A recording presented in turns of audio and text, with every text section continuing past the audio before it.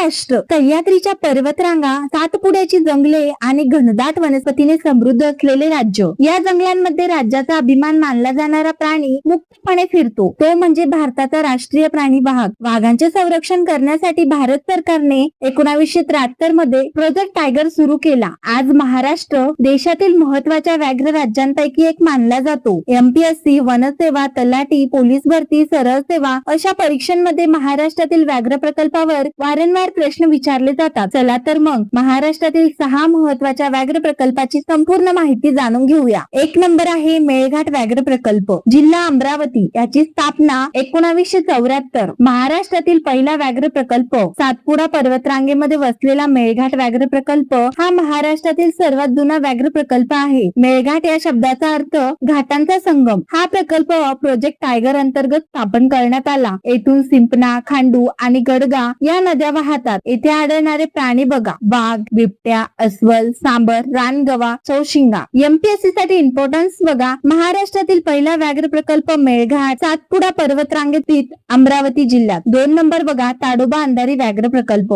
जिल्हा चंद्रपूर. याची स्थापना बघा 1995. अंधारी नदीवरून नाव ताडोबा अंधारी हा महाराष्ट्रातील सर्वात प्रसिद्ध व्याघ्र प्रकल्प मानला जातो. येथील ताडोबा हे नाव आदिवासी देव तारू यांच्याशी संबंधित असल्याने मानले जाते. अंधारी नदी या जंगलातून वाहते, त्यामुळे या प्रकल्पाला ताडोबा अंधारी असे नाव मिळाले. हा महाराष्ट्रातील सर्वाधिक वाघ असलेला प्रकल्प म्हणून ओळखला जातो. येथे वाघ, बिबट्या, मगर, रानकुत्रे, अस्वल मोठ्या प्रमाणावर आढळतात. एमपीएससी साठी इम्पॉर्टन्स बघा: सर्वाधिक प्रसिद्ध व्याघ्र प्रकल्प चंद्रपूर जिल्ह्यात अंधारी नदी. पेंच व्याघ्र प्रकल्प, जिल्हा नागपूर. याची स्थापना 1999. पेंच नदीवरून नाव आहे त्याचं. पेंच नदीच्या परिसरात हा प्रकल्प वसलेला आहे. रुयार्ड किपलिंग या द जंगल बुक या प्रसिद्ध कथेची प्रेरणा या जंगलातून मिळाल्याचे सांगितले जाते. येथील जंगल अत्यंत शांत आणि जैवविविधतेने समृद्ध आहे. एमपीएससी साठी इम्पॉर्टन्स बघा: पेंच नदी, जंगल बुकशी संबंध, नागपूर जिल्हा. 4 नंबर बघा सह्याद्री व्याघ्र प्रकल्प,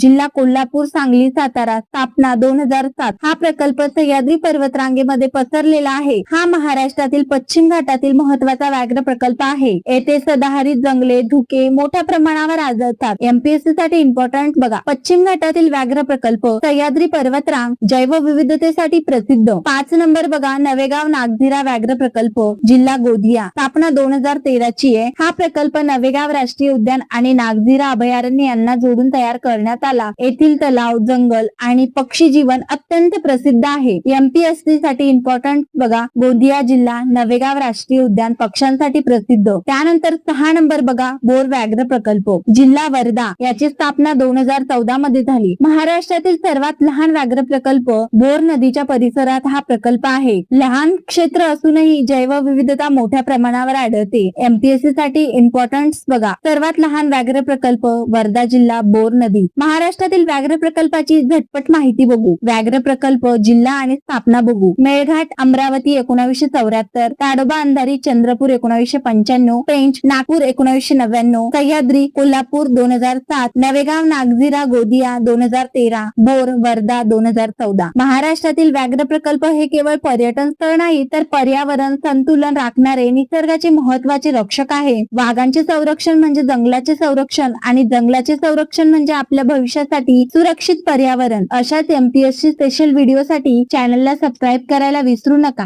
धन्यवाद.